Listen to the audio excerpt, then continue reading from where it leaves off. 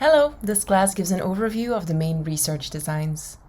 If you look at where we are in the process of marketing research, we're already at step 4, determining research design.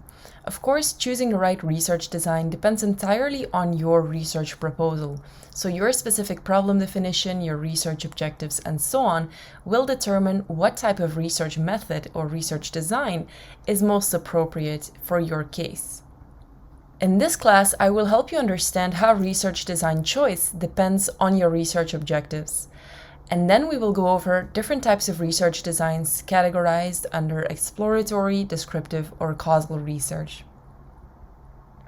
So to a large extent, you can line up different research designs with specific research objectives. Of course, further customization of these research methods or research designs is needed. For example, by using specific questions in your questionnaire, specific questions in your interview guide, and so on. So you can definitely further refine and customize your research method. But like I said, to some extent, you can find some clear matches between different research objectives and research methods. For example, if your research objective or your research goal is to test advertising effectiveness, experiments are especially good. If you, for example, want to see how people respond to a specific ad from a company, so let's say you work for Volkswagen and this ad here shows a white screen with very limited text and it says, "I'll be there in a WH." And then the auto suggestion, the word suggestion of this text message says, "while" or, comma, "wheelchair." So this is a don't text and drive ad by Volkswagen, but if you want to know if this is actually effective, if people will indeed think twice about texting and driving, then you need to do an experiment to test the effectiveness of this ad. And this goes for all sorts of ads, whether you want to test the humor appeal in an ad or sometimes very dark humor, like this ad by the Van Gogh Museum Cafe. For those of you who have been in Amsterdam and visited the Van Gogh Museum, you will notice that the cafe is actually a pretty big feature of the museum. And what they show here in this ad is a little coffee cup without an ear, so missing its ear. This is, of course, a reference to the painter Van Gogh in the museum, featured in the museum, who, towards the end of his lifetime, cut off his own ear as he was dealing with mental issues.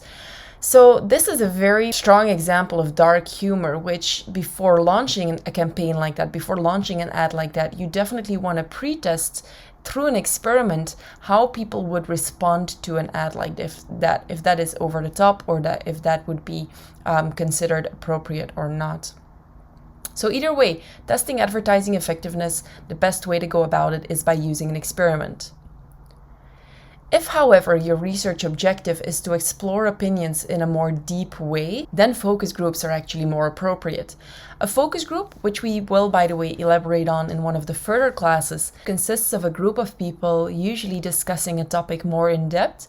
You can, of course, have focus groups with pets, like this one right here. This is an ad by Big Lots in which they feature a focus group as part of the advertisement. By the way, look at this little guy's face here. Holy schmack. This is such a cute one.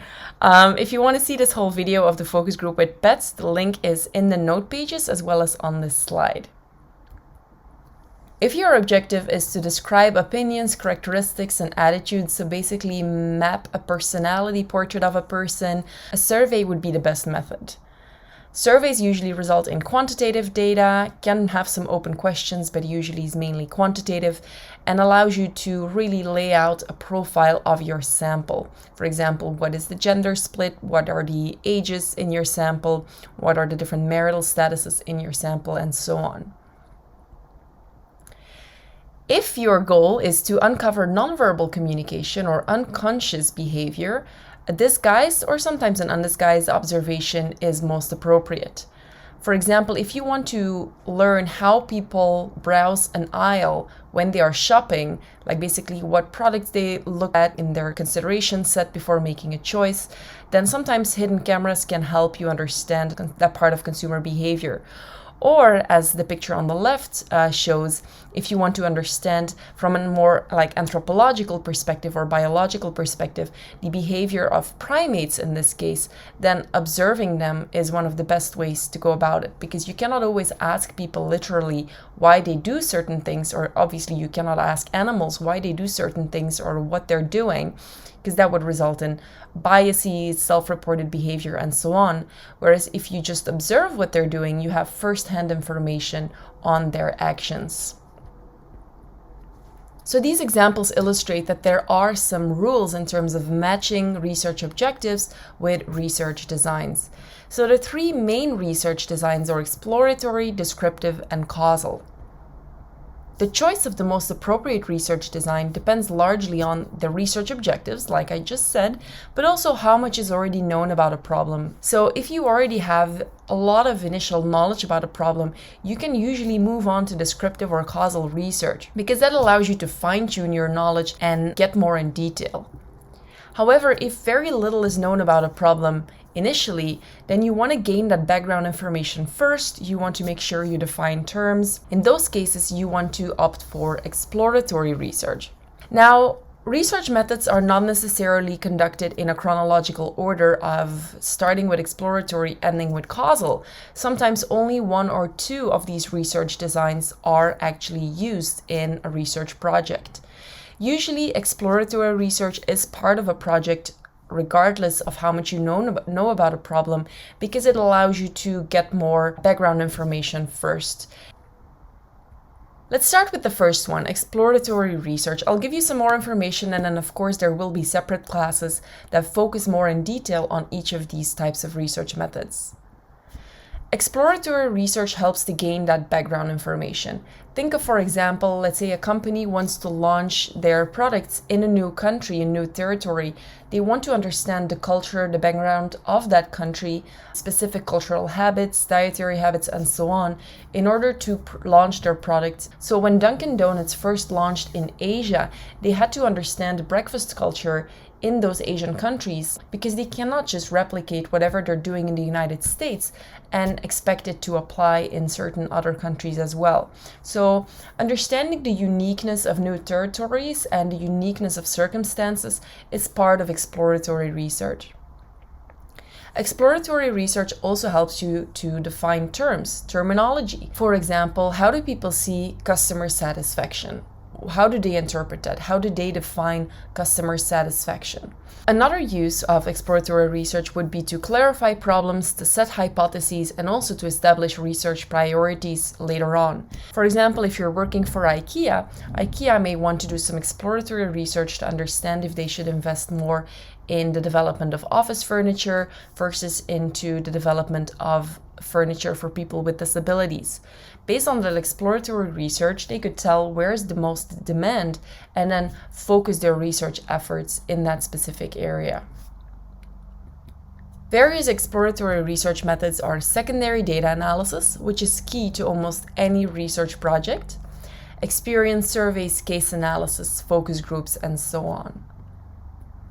The second type of research design is called descriptive research. And descriptive research allows you to map the personality or the behavior of a certain sample.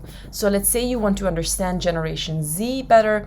You can describe their behavior in terms of education, in terms of how tech savvy they are, in terms of how social they are, and so on. This is usually done by survey research, and there's two basic classifications. There's cross-sectional studies and longitudinal studies. Cross-sectional studies are one point in time, so basically a one-time measurement of certain behavior characteristics, personality, and so on of your sample. Longitudinal studies are measurements that happen over time, so repeatedly over time. So you do multiple measures in a longitudinal sense over the course of a certain time. Examples of cross-sectional studies, which we, by the way, also sometimes call snapshots in descriptive research, are storyboards. I don't know if you've heard of storyboards before, but anyone who has taken a class in advertising before probably came across the word storyboards. They're basically drawings of the screenplay of what an advertisement could look like, scene per scene.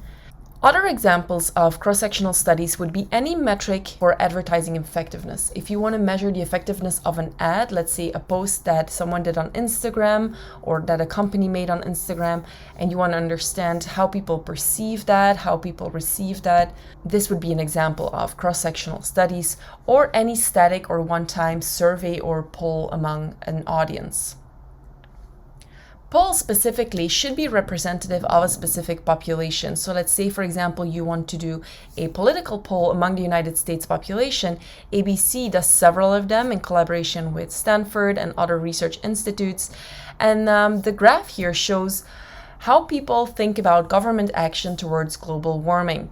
So on the left side here, you see what people think government should do, and on the right side, what they think the US government is currently doing. This shows a very stark contrast between what people think the United States government should do versus what it is currently doing in terms of action toward global warming.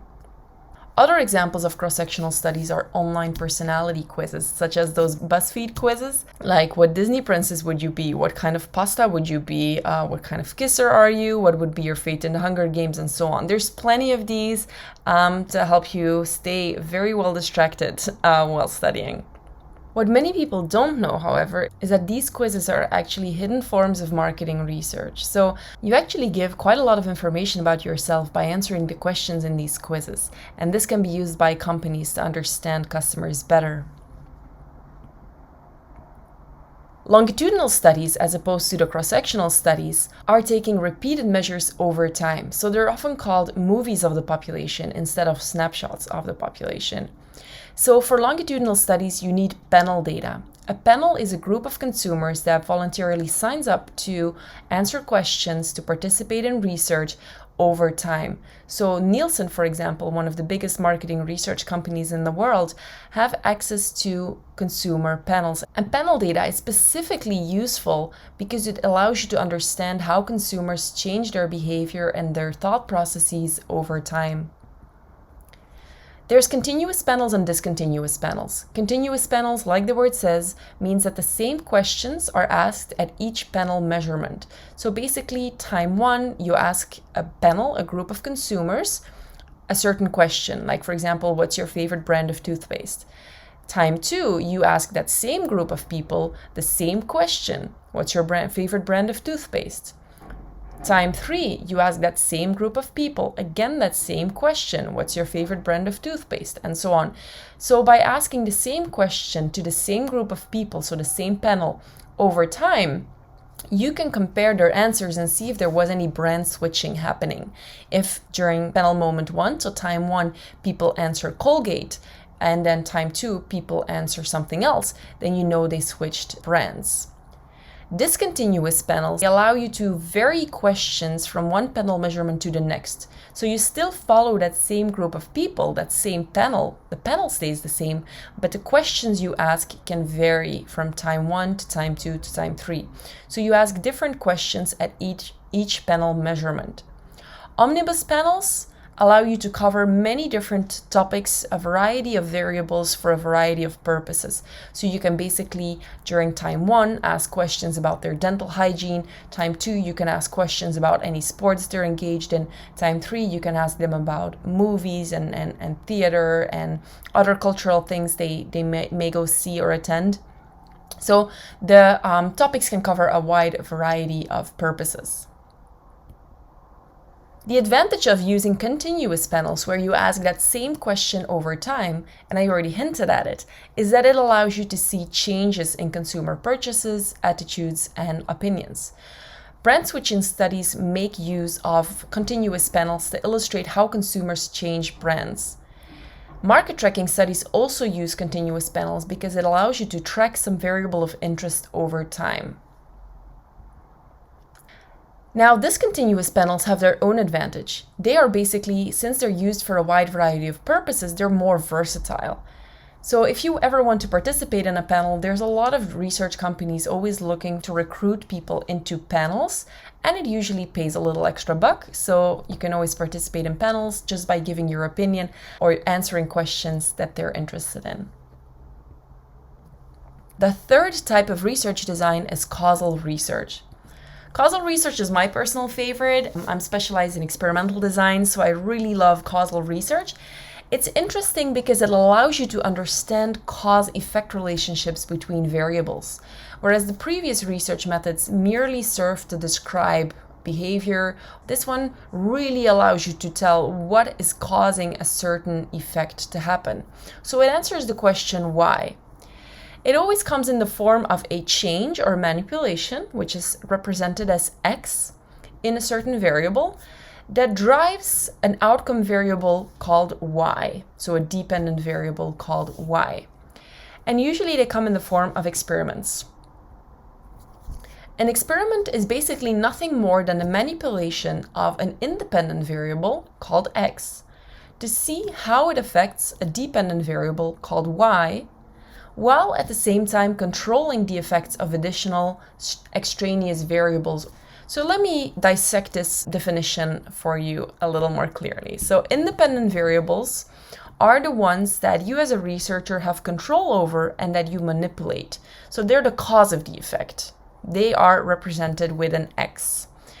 Usually in marketing, they are the 4 Ps. So level of ad expenditure, type of ad appeal, price, any product features, and so on. So anything you want to change about an ad, and you want to see if that change in the ad has an effect on certain outcome variable. So let me give you a specific example of an independent variable. So if, for example, on Instagram, you show an ad where you feature a model, a person with makeup versus without makeup, or with or without Photoshop, you could investigate whether the omission of Photoshop or the omission of makeup versus the addition of Photoshop and the addition of makeup has a different effect on how people perceive the ad, how many people like the ad, how much post engagement, how much return on investment ultimately, and so on.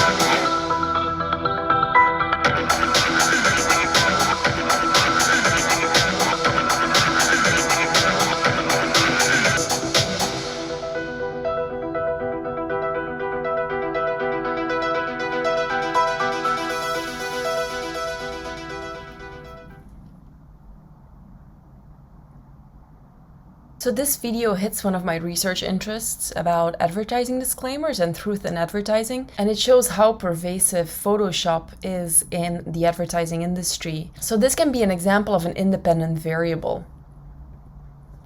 A dependent variable is an outcome variable that you want to change or ultimately influence. So basically the result of the effect. This could be return on investment, consumer attitudes, market share, customer satisfaction, profits, sales, word of mouth, purchase intentions, and so on. So basically anything you ultimately want to influence by your independent variable. And then there's such a thing called extraneous variables. We also sometimes call them confounds or noise. And these are variables that may have some unwanted effect on your dependent variable, but that are not part of your independent variable or variables. So these extraneous variables must be controlled through proper experimental design. And a lot of the extraneous variables we deal with in marketing are age, so different ages, environmental disturbances, and so on. Let me give you an example of extraneous variables. So if you are wondering in an experiment, what is the effect of certain brand of gasoline on gas mileage in 2 cars, then your independent variable would be the type of gasoline. Your dependent variable would be gas mileage, but potential extraneous variables are any factors that could influence gas mileage, but that are not the type of gasoline. So this could be the type of road that was taken, the driver style, whether the AC is on or not, speed, weather conditions, road conditions, and so on. So all of these can have an influence on gas mileage and could, by consequence, disturb the effect of the type of gasoline on gas mileage in these two cars. Basically, any factor that makes the comparison between these two conditions hard, or that can create differences between these two conditions that are not part of what you're trying to investigate, those are called extraneous variables.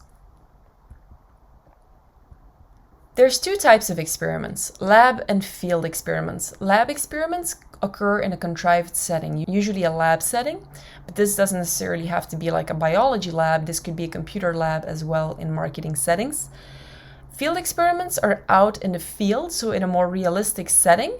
That could be a shopping mall, a subway, a shopping street, and so on, and usually have less control over these extraneous variables. So we will have a separate class specifically on experimental design in which I will elaborate more on these. Now, if you're trying to make a choice between field and lab experiments, this will usually depend on time, cost, and the nature of your manipulation. So first of all, time. Field experiments are usually more time consuming than lab experiments. They're also usually more costly than lab experiments. But some things are simply not adequately tested in a lab. So some things you can only measure in the field. So in some cases, you have to do a field experiment even though they're more expensive and time consuming. Now, the main takeaway of this class is that your research design, the choice of what design is right for you, depends entirely on your problem and your research objectives. So think about what you want to get out of this research. What are your objectives? What do you want to know? And by consequence, set your research design in a way that this information will enable you to reach your objectives.